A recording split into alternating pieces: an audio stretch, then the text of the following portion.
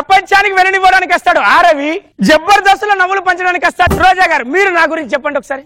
నీ పర్ఫార్మెన్స్ చూసి మంచి ఆర్టిస్ట్ అనుకున్నా, నిన్ను టీమ్ లీడర్ చేసి నన్ను సావ దొబ్బుతున్నారు ఈ డైరెక్టర్ టీం.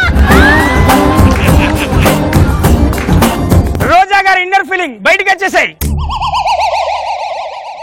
ఏంటది? రవి, ఎందుకురా నువ్వు నా కడుపున పుట్టలేదు?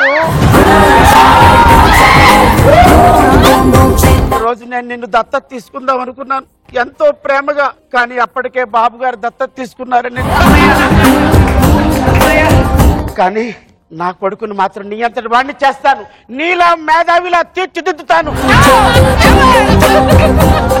చందమామ రావే, జాబిల్లి రావే, కొండెక్కి రావే, కోగు పూలు తేవే. ఎందుకు పిలిచేవే? మొన్నటికి మొన్న రోజా మేడం వాళ్ళ అబ్బాయికి అన్నం తినిపిస్తూ చందమామ రావే అని పిలిచారు. వాళ్ళ అబ్బాయి అన్నం తినకపోవడానికి నేను రావడానికి ఏంటి సంబంధం చెప్పు?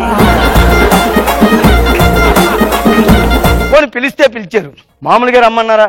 లేదు, రూట్ మ్యాప్, కొండెక్కిరా బండెక్కిరా లోయలోకి వెళ్ళు.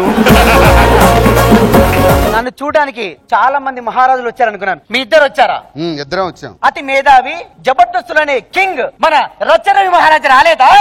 ఆయన స్వయంవరంకి వస్తున్నారన్న విషయం రోజా మహారాణి గారికి తెలిసింది. అవునా? వెంటనే ఎర్రగడ్డలో ఉన్న సైన్యాన్ని అప్రమత్తం చేశారు. మన దేశంలో గుండెపోటు మగవాళ్ళకే వస్తుంది కానీ ఆడవాళ్ళకి ఎందుకు రావట్లేదు? పెళ్లి పందిట్లో ఆడది ఎక్కడ కూర్చుంటుంది నాయన? మొగుడికి ఎడం పక్క కూర్చుంటుంది. గుండెకాయ ఎక్కడుంటుంది నాయన? ఎడం పక్కే ఉంటుంది. అంత పెద్ద భారం వచ్చి గుండెకాయ మీద పడితే గుండెకాయ బరువెక్కక ఏమవుతుంది నాయన?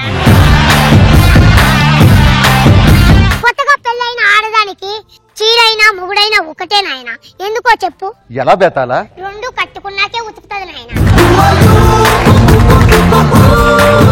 వదిలేపోయి 4 సంవత్సరాలైంది డేవిడ్.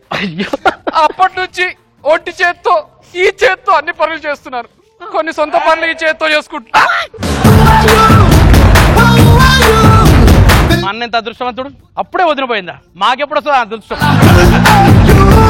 ఇప్పటి వరకు నేను ఇల్లు కట్టలేదు కానీ రోజా గారి మీద పాట కట్టాను. బిస్కెట్లేగా కానివ్వండి. సంగీత సముద్రంలో మునుగుదాము తేల్దాం అంటే నాతో పాటు పోటీ పడే వ్యక్తులు ఇంతవరకు నాకు కనపడలేదు. ఈ సముద్రంలో నన్ను దాటే పిచ్చివాడే లేడా? రవిగాడు ఉన్నాడు.